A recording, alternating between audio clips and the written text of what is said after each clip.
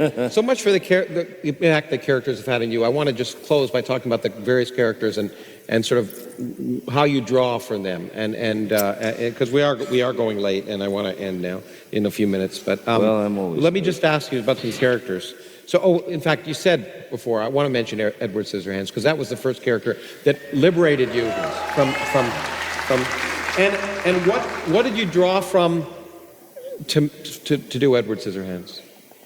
I remember reading the screenplay to Edward Scissorhands for the first time when I was up in Vancouver and I was doing that TV show. And I read the screenplay and I was devastated by it. Because it represented exactly how I felt growing up. Like I said, not necessarily outside, but for sure not inside. I didn't want to choose any side. I just wanted to be. And Edward, when I read the screenplay, I found myself at the end of the thing, like, you know, I hate to say it, but yeah, crying, you know, like sobbing when I read that screenplay. And I knew that I would never be chosen as Edward Scissorhands to play that part, even though I knew it was me. Because everybody in Hollywood was gagging for it, you know. Tom Cruise was talked about. Which, by the way, I think they should do a remake. With Tom Cruise. Why not? But what I drew upon with regard to Edward was I had a dog, you know, once, and it was the most loving, caring, had the kindest eyes I think I've ever seen. Dog does something bad, whenever you scold it, it goes to the corner. The second you call it back, it's there.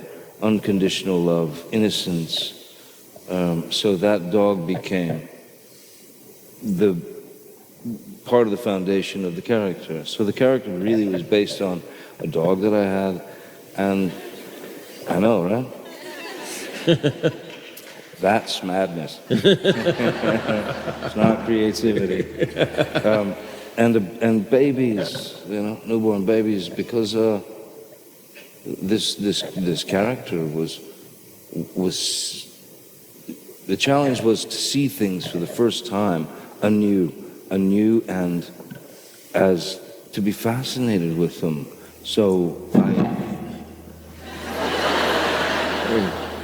that's not part of me. That's so you know, I was trying to figure out a way to really get to the place where I could understand what that might feel like, you know, the newness or the fascination of things that are most mundane. So what I did was I dropped 2 hits of Ecstasy. I don't think I've ever told this story before.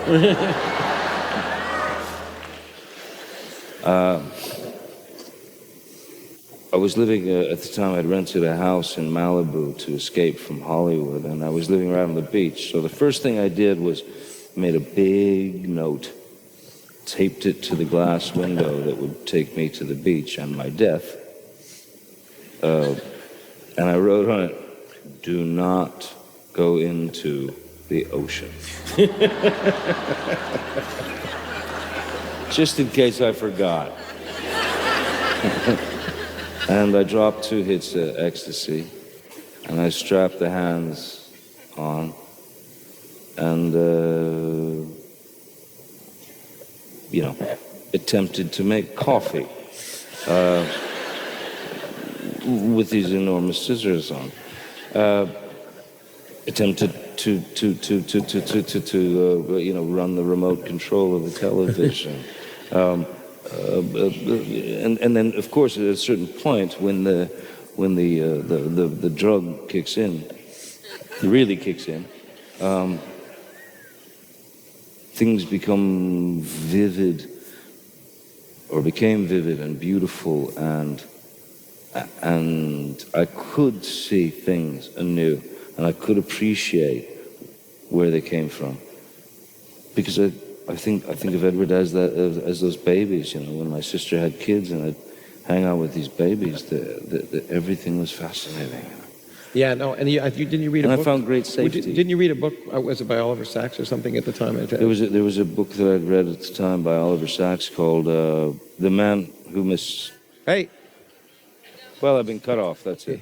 been cut off? The drugs? No. Can you hear? Can we get a mic? Because this is neat. Oh, is it working now? Okay, working. It's working. So the man. Play music some other time. Morse code. It's working, isn't it? Okay, cool. How are we doing? You are very kind. Thank you very much. Thank you. Good. Speak softly and carry on. Speak softly. Man who was Oliver Sacks. So yeah, there was an Oliver Sacks book called "The Man Who Mistook His Wife for a Hat." It's a great book. It's a great book. And I thought of this. I found these incidences very beautiful. The guy who was literally attempting to pull his wife's head off in the office, you know, as he was leaving, because he was going to put it on his head as a hat. And then it goes on and on. It was a wonderful book. I also read a book by Bruno Bettelheim that was about essentially fairy tales and the importance of fairy tales. Has this gone too? No, it's there.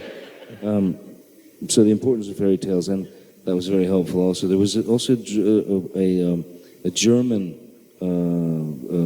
thing John Waters gave me called Der Strumpelpeter. And it was a kid who refused to cut his nails and, you know, comb his hair, and you know, this sort of fight against normalcy and what people wanted. So those things were very, very, very it was such. I wanted to spend time because it was such an important role for you, because that set you on a different trajectory.